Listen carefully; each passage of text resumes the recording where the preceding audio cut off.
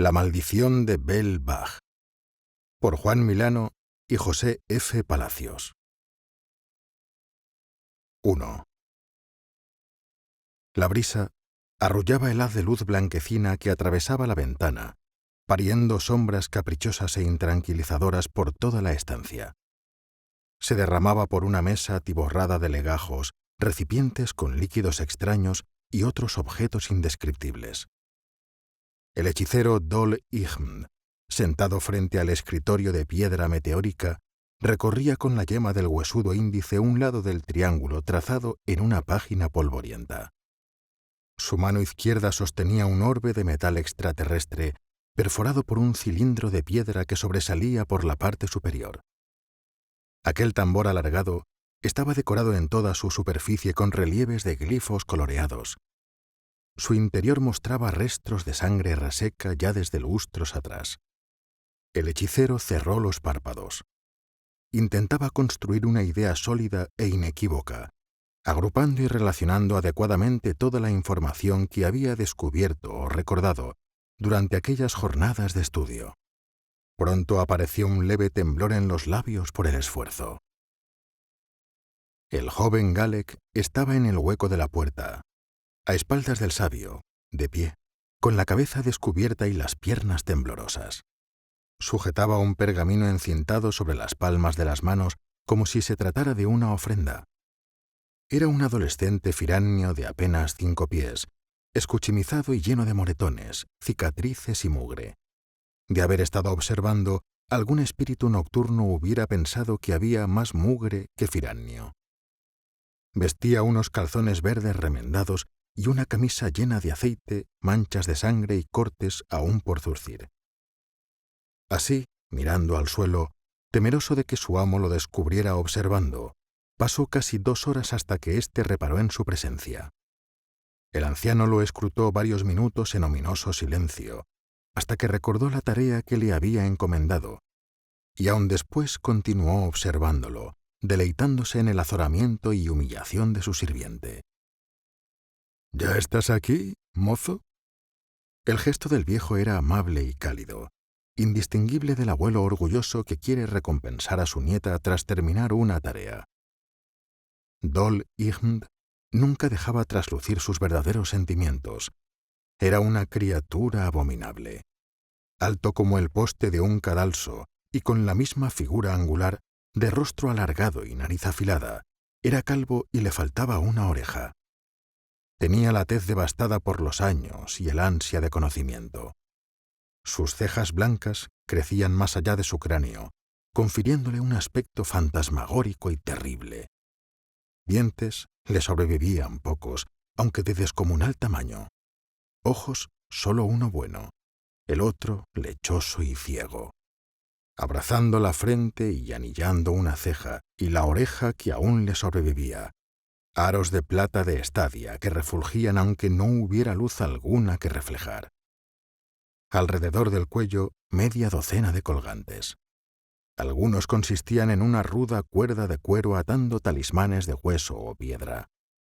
Otros eran fruto de la más exquisita orfebrería y podían comprar un reino.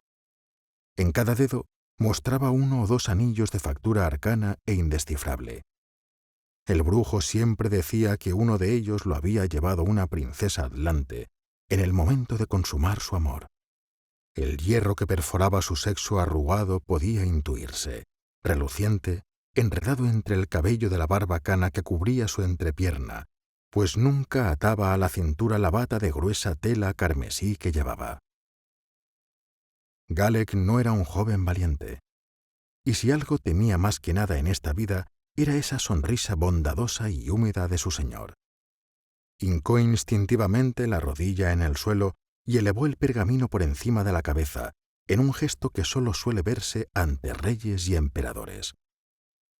«Ah, sí, la lengua de Bell-Bag, sí, y el ladronzuelo, sí». Dejó el orbe de Sadrin sobre la mesa. Pese a tratarse de un artefacto fraguado antes de que el fuego engulliera los orgullosos palacios de Fir en el brumoso continente de Ketonilla, lo colocó de manera distraída, sin reparar dónde lo dejaba. Sí, aquel ladrón, sí. El viejo se levantó del trono de huesos y piel humanos en el que llevaba sentado varios días. Avanzó en pos de su sirviente sin tocar con los pies el suelo, levitando. Cogió el rollo sin prestar atención al temblor de Galek y leyó unos segundos su contenido. Ya. El anciano murmuraba afirmando levemente con la cabeza, con un gesto indescifrable que hubiera aterrado al joven si hubiera reunido el valor para elevar la mirada. Necesito que hagas llamar a los hermanos asesinos, aquellos que usamos con aquel zorro baboso de Frila. Les harás llegar mis instrucciones, que procedan como deseen, pero con rapidez. No deseo distraernos más con esto. La mirada del siervo era ahora inquisitiva. Oh, la lengua de Belvac, sí. El colgante en sí. No me importa si la recuperan o no, o lo que hagan con ella. No me es necesaria. Solo quiero dejar claro que nadie puede quedarse con lo que es mío. Nada más. Sócretor debe morir, pequeño, porque es necesario mandar un mensaje a las gentes. Su muerte debe servir para que ricos y pobres tengan claro qué sucede cuando se me contraría. El joven Firanio intentó abrir la boca en una forzada mueca que permitía ver el muñón cauterizado donde antes hubo una lengua. Una lengua que algún día resultó molesta para aquel viejo hechicero de Fontong. 2. Jung y Kmi eran hermanos. Algunos los llamaban los hermanos asesinos. Esto reducía exageradamente el alcance de su actividad.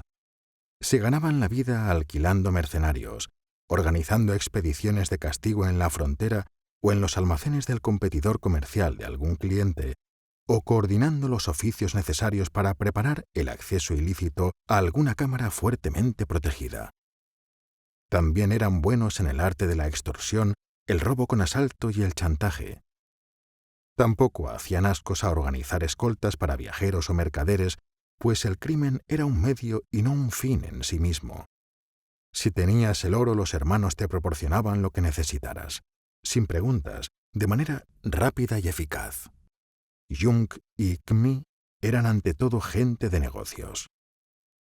Kmi era una mujer alta, morena, de mirada dura. Dureza esta que se extendía a su forma de ser, despiadada e inmisericorde. Hablaba muy poco. Dejaba a la imaginación de sus interlocutores el terminar muchas de sus frases y dotarlas de significado concreto, habitualmente relacionado con sufrimiento o humillación intolerables. A diferencia de otros líderes criminales, Kmi no solía rodearse de matones o sicarios. Su poder radicaba en su fama, en la certeza de que era merecida y veraz. Cuanto se decía de ella era crónica, no rumor o exageración. Cualquiera que la contrariara sufriría un destino atroz y haría lo posible para que todo el mundo fuera testigo. Jung era un tipo bajito y gordo. Lucía un grasiento bigotillo ridículo del que estaba absurdamente orgulloso. Era un carnicero despreciable que no gustaba a nadie, salvo a su hermana, y quizá a quien necesitara acabar de manera eficaz con un problema. Había estado involucrado en varios levantamientos contra coronas, justas e injustas por igual. Había arrancado confesiones de inocentes bajo tortura. Había intercedido en más de una compraventa en condiciones sospechosas, usando la coacción, el secuestro y otros medios inmorales. Muchas de aquellas transacciones incluían seres humanos entre los bienes. Era un sádico sin escrúpulos que solo amaba a su hermana, a la que adoraba como un sacerdote a su deidad. Kmi solía tratar con los clientes, actuando como líder de la organización, el cerebro en la familia. Jung contrataba y supervisaba a los rufianes que ejecutaban los trabajos. Los hermanos operaban desde las sombras y nunca actuaban en persona en las operaciones que les contrataban. No se manchaban las manos y garantizaban que nadie trazara el rastro entre los crímenes y sus instigadores. La ciudad libre de Cimora no obedecía a rey o reina, No se regía por leyes, sino por los códigos de diferentes gremios que luchaban constantemente entre sí. Cada barrio tenía la guardia que los propietarios de sus viviendas pudieran pagar. Los templos estaban fuera de sus muros, protegidos por los propios fieles para evitar ser profanados. La ciudad de Zimora era un amasijo de callejuelas sucias y malolientes, oscuras y siniestras de noche y de día, donde la vida no valía demasiado. Prófugos y desertores podían encontrar en ella un hogar si aprendían a dormir con un ojo abierto o una pronta sepultura en caso contrario. Los bazares y las tiendas ofrecían cuanto pudiera comprarse con monedas. Sus tabernas tenían fama de ruidosas y animadas, no de una clientela distinguida. Ladrones, piratas, asesinos, buscavidas, putos y alcahuetas abundaban en sus taburetes. El resto eran esclavos que limpiaban, servían o tañían instrumentos. Un tipo bajito, manco y extraordinariamente feo, incluso según las medidas de Zimora, abrió la puerta de una de esas tabernas, el Ganso Ladrador. Sujetó la puerta y Kmi dio 2 pasos dentro del local. Los codazos y las miradas inyectadas en sangre se tradujeron, tras unos pocos segundos, en un silencio sepulcral. La camarera anunció que cerraban el local de inmediato, que todos los clientes debían irse con la mayor rapidez. Mirando al suelo y completamente silentes, como una procesión de espectros invernales, todos y cada uno de aquellos peligrosos individuos abandonó el local. Algunos dejaron alguna moneda sobre las lápidas que hacían las veces de mesas. Alguno aprovechó para ahorrarse el precio de la consumición. Ni la dueña de la taberna ni ninguno de sus trabajadores prestó la más mínima atención al pago de los pedidos. Se afanaban en recoger las sobras, limpiar las mesas y colocar los taburetes para que la hermana asesina pudiera tomar asiento donde gustase. «¿Qué desea su bondad?», dijo la camarera, retorciendo nerviosamente las manos. Kmi permaneció en silencio, mirando al techo como si no hubiera nadie ante ella. El tipo manco, aún junto a la puerta de la taberna, dijo en voz alta que su señora necesitaba un poco de vino y un mucho de intimidad. Todo el personal se refugió en la cocina. Se miraban unos a otros sin atreverse a decir nada. Sabían que sus vidas y las vidas de sus familiares y amigos corrían peligro. Galek entró en el local. No parecía sorprendido por encontrar todas las mesas vacías. Ignoró al tipo de la puerta, saludó con un leve movimiento de cabeza y, sin tomar asiento, entregó el pergamino enlazado a Kmi. Después aquel joven escuálido, cubierto de hematomas, crueles quemaduras y cortes mal cicatrizados, arrojó una gruesa bolsa de cuero sobre la mesa. El pesado ruido metálico al aterrizar contra la mesa dejó claro cuál era su contenido. Kmi observó bolsa y pergamino. Ya habían trabajado para el hechicero que mandaba a aquel desgraciado mudo, un cliente cómodo al que no habían visto jamás. La mujer se levantó y se fue. El manco aceleró el paso hasta la mesa, cogió la bolsa y salió tras su señora. Galek dejó escapar un quedo suspiro.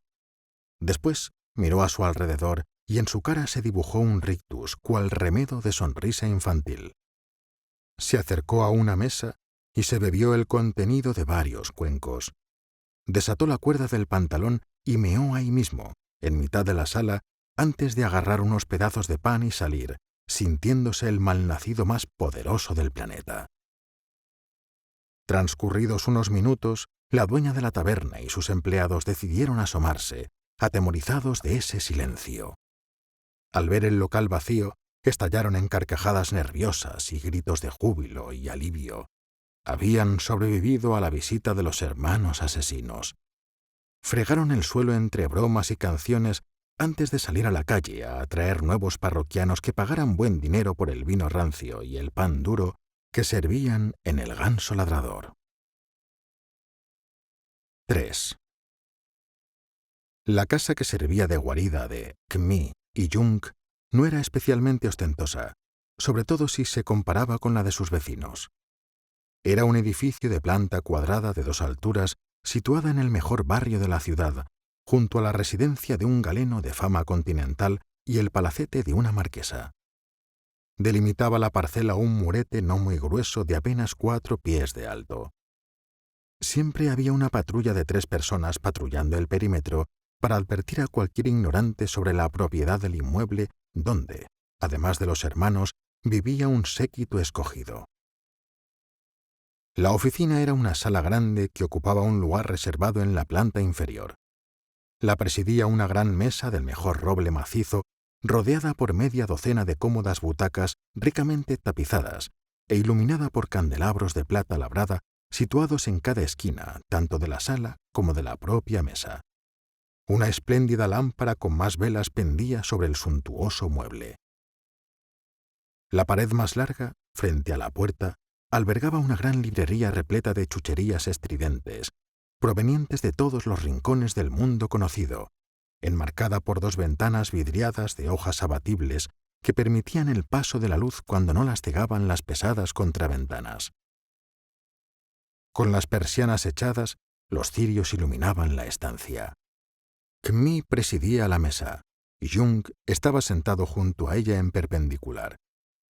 Sobre la mesa, un timiaterio de bronce de forma oblonga. El nudo que unía el pie con la copa representaba 2 calaveras simiescas, mirando hacia lados opuestos. Sus colmilludas fauces abiertas amenazaban o sonreían, según devolvieran las sombras derramadas por las llamas de las velas. La mano izquierda de Kmi descansaba sobre la palma abierta de su hermano. Ambos eran analfabetos, sabían que el glifo rojizo manuscrito en la vitela transmitiría el mensaje del hechicero. Echaron aquel pergamino al fuego verduzco del pebetero sin tan siquiera desatarlo, y cerrando los ojos, bajaron la cabeza haciendo descansar las barbillas sobre el pecho, acercando las frentes al objeto sobre la mesa. Así, rememoraron juntos memorias que no les pertenecían. Sócrates llegó a Font Tong 30 años atrás. Era un joven escuálido y con alopecia, mal alimentado. Había sido el único superviviente de una plaga de peste que había arrasado su aldea natal. Quiso ver en su milagrosa supervivencia un favor del destino, una marca de poder y relevancia. Sin amigos ni familia, expulsado de la sociedad, vagó aceptando todo tipo de trabajos denigrantes y servicios inconfesables, cada vez más convencido no sólo de la gloria de su futuro, sino, además, de que ese camino de adversidad haría ese destino más brillante. Una vieja que solía alquilarlo para que enterrara aquel rostro joven entre sus muslos varicosos y humedecer su seca entrepierna, terminó cogiendo cariño al joven. Primero lo invitó a cenar en alguna ocasión. Al cabo, ciertas noches le permitió pernoctar bajo su techo. Terminó por acogerlo como quien acoge a un perrillo callejero, famélico y lastimoso. La anciana pareció encontrar en Sócrates un interlocutor, un sustituto de los miembros de una familia que quizá nunca tuvo, o que hace mucho que se marchó. Al principio, Sócrates sufría estas charlas mientras sonreía hipócritamente, pero, pasado un tiempo, la vieja empezó a hablarle de antiguas canciones, de bailes olvidados bajo la cola del cometa, de pueblos extintos que caminaban junto a los dioses. Lo contaba con cierta candidez e inocencia, como una abuela que adormecía al nieto en la cama con historias fabulosas. Sócrates atesoraba aquellas historias en su mente. Las palabras despertaban en él sueños y anhelos, avivaban fantasías de poder y gloria. Una noche, cuando las historias ya llevaban repitiéndose un tiempo, Sócrates asesinó a la vieja mientras dormía. Rebuscó entre todos los muebles de toda la casa, como ya había hecho en otras ocasiones. Pero esta vez no buscaba plata ni joyas, dejó de lado monedas y telas valiosas. Solo quería encontrar el secreto de aquella vieja que sin duda era más de lo que decía, cuya verdad asomaba por las noches tras saciar su lujuria. Y bajo 2 piezas de arcilla representando olvidadas deidades de la fertilidad, encontró una loseta suelta. Bajo esta, unas tablillas de barro cocido con extraños signos, un atillo con hierbas y amuletos y un trozo de piel donde habían garabateado con sangre de animal un tosco mapa y un nombre: Dol Ihmd. Durante los siguientes años, Sócretor viajó en busca de Dol Ihmd. Su cuerpo se fortaleció y se endureció en los caminos y los despoblados. Afiló además el ingenio, imprescindible para sobrevivir en soledad por los senderos de Milanilla. Dejó atrás muchos reinos, visitó parte del imperio asirio y robó en mercados de las ciudades soberanas de Campar. Escaló montañas, donde se escondió de gigantes de la ventisca. Evitó las embestidas de los mamuts lanudos de Cadiernabá y casi murió deshidratado tras ser sepultado por las traicioneras arenas ardientes del gran desierto de Abev o Can. Pero un lustro, 5 meses y 12 días después de ver por primera vez aquel mapa, golpeaba con los nudillos las macizas puertas milenarias de la alta torre del temido Dol Ihmd, en la llanura perdida de Fonton. Era julio y hacía un frío doloroso. El hechicero era un individuo de piel apergaminada que vivía sin necesidad de comida o agua, capaz de levitar y de trasladar su mente fuera del cuerpo. Aseguraba haber conocido a atlantes y a eruditos de los pueblos oficios del sur. Su voz áspera se clavaba en los tímpanos como la descarga de un rayo, y la mirada de su único ojo sano podía robar la vitalidad de un hombre joven. Pero Dol Ihmd era perezoso e indolente para con las cosas mundanas, y vio la oportunidad de desentenderse aún más del cuidado de su residencia, si acogía como aprendiz a aquel vagabundo maloliente. Las tareas eran muchas y arduas, la comida insípida y escasa. El maestro compartía sus secretos de manera muy espaciada, con desidia y soberbia, dejando patente el desdén para con su acólito. Los actos arbitrarios de crueldad eran, sin embargo, más habituales. Castigos físicos para fortalecer el alma, días y días de frío y ayuno. Desempeñar labores de limpieza sobre suelos inmaculados y jornadas peligrosas cuidando criaturas abyectas que Dol Ihmd atraía mediante ritos espeluznantes. Sócretor jamás se rebeló. Siempre calló, obedeció sin poner pega o mostrar vacilación. Podía ver la recompensa. Estaba convencido de que prevalecería sobre su maestro, sobre cuantos se hubieran burlado de él. Podría vengarse de todos cuanto lo hubieran herido o menospreciado llegado el momento.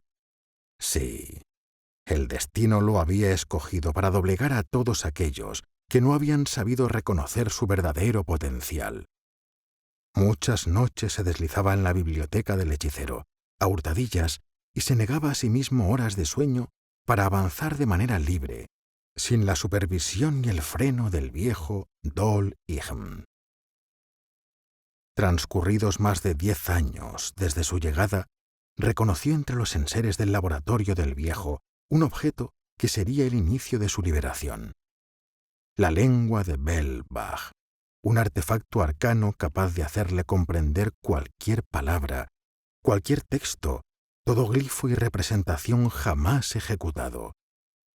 La puerta a una fuente inagotable de sabiduría. La clave, pues, para acceder a toda sabiduría olvidada, cuando hombres y dioses caminaban por los mismos bosques. Tras añadir hierbas secas tóxicas al preparado de loto anaranjado, con el que su maestro preparaba sus sesiones de meditación, se escurrió en la llamada sala de almas y se arrastró hasta el cofre decorado con nácar, perlas y marfil, donde él mismo había guardado el objeto de su anhelo por orden del hechicero. Y atándola con una cuerda que llevaría al cuello hasta el final de sus días, huyó de aquella torre donde tantas veces se le había humillado, seguro de la venganza del cruel Dol Ihmd, una vez despertase del ligero sueño que probablemente le provocaría un veneno capaz de matar a una oruga dorada. 4. Los hermanos se miraban, empapados en sudor tras las revelaciones que, mediante hechicería, su cliente había compartido con ellos. Tenían un recuerdo nítido de aquel rostro que jamás habían visto. visualizaban perfectamente el amuleto hechizado que podían recuperar y vender como beneficio adicional, pese a desconocer de su existencia hasta hacía apenas unos instantes. Recordaban de manera nítida haber observado, a través de los ojos de aves y perros, cómo Sócrates, tras confirmar que su maestro no había muerto, se alistó como curandero en una compañía de espadas de alquiler. Mercenarios que Jung no tardaría en identificar, localizar y atraer para que vendieran a aquel mastuerzo sin mayor problema. Pero en ocasiones la suerte ayuda a los locos. Hacía ya algún tiempo que Sócrates había desertado junto a unos cuantos compañeros, a los que ahora lideraba en el lucrativo negocio del salteo de caminos. Jung mandó cuervos y mensajeros a todas partes. Habló con peristas, traficantes, comerciantes, taberneros y proxenetas, hasta dar con un grupo de personas que encajara con aquellos desertores, entre los que se encontraba su objetivo. Tras meses de búsqueda incesante y cientos de platas gastadas, dio con una pista sólida y fiable. Y en persona verificó que, una vez más, tenían todo lo necesario para cumplir el trabajo que habían aceptado, pues aquel asesino sin escrúpulos entendía muy bien el precio del fracaso y el valor de un buen nombre entre sus hermanos criminales. Jung y Kmi ya solo necesitaban encontrar quien cumpliera el contrato. Gente dispuesta a perseguir a un forajido que había desertado del ejército condal, con un grupo de compañeros bien entrenados y pertrechados portando un poderoso artefacto. ¿Quién sería lo bastante necio para aceptar el encargo? Siempre había vagabundos necesitados, ávidos de aventuras y retos. Hombres y mujeres a los que tentar con medias verdades o promesas de gloria y fama. También había una raza especial de personas que no dudaba en asomarse al peligro por el sabor del mismo, adictos como los borrachos al vino. Y Jung sabía cómo encender el corazón de estas personas. Encontrar la mano ejecutora del contrato sería la parte más fácil del trabajo. 5. Dol Igm dejó el orbe de Sadrin sobre la mesa. Con aire distraído pasaba las manchadas y ajadas páginas, antes de cerrar completamente los ojos y apoyar la barbilla sobre el pecho. ¡Claro! Regresando de entre los intrincados vericuetos de sus complejos pensamientos, recordó una idea que había tenido sobre el ladronzuelo. Pensó: esa sabandija habrá sido contactada y tentada. Algo habrá entumecido su razón y emponzoñado su alma. Sócrates sabía que la lengua permitía doblegar el tiempo y el espacio para acercar al corazón de su portador palabras largamente olvidadas. Pero desconocía que, sin las convenientes preparaciones, era fácil atraer la atención no deseada de entidades más allá de la comprensión de los mortales cada vez que lo usaba. ¿Cómo iba a saberlo? Dol Igm no completó ni una sola de las lecciones impartidas a ese mentecato en todos esos años. El hechicero sabía bien el peligro de dar conocimiento a un necio. Mandar asesinarlo había sido, tal vez, un gasto inútil de tiempo y oro. No es que fueran importantes para el hechicero. Aquel desdichado de Sócrates se había buscado un castigo 1000 veces peor que cualquier muerte ideada por un asesino vicioso. El hechicero sonrió asomando la lengua por la comisura de los labios. Unos breves, casi imperceptibles instantes. Después recuperó el rictus inexpresivo y volvió a perder la mirada entre las páginas del tomo polvoriento que tenía frente a sí. El recuerdo de aquel ladrón no volvería a distraerlo ni un solo momento de ahora en adelante. Debía centrar la atención de aquella mente prodigiosa en quehaceres más profundos y mistéricos. Tampoco dedicó un solo segundo en reflexionar sobre el horror al que había empujado a los pobres desgraciados encargados de asesinar a su antiguo acólito. Al fin y al cabo, sus vidas eran como granos de arena en un lejano desierto olvidado. Fin.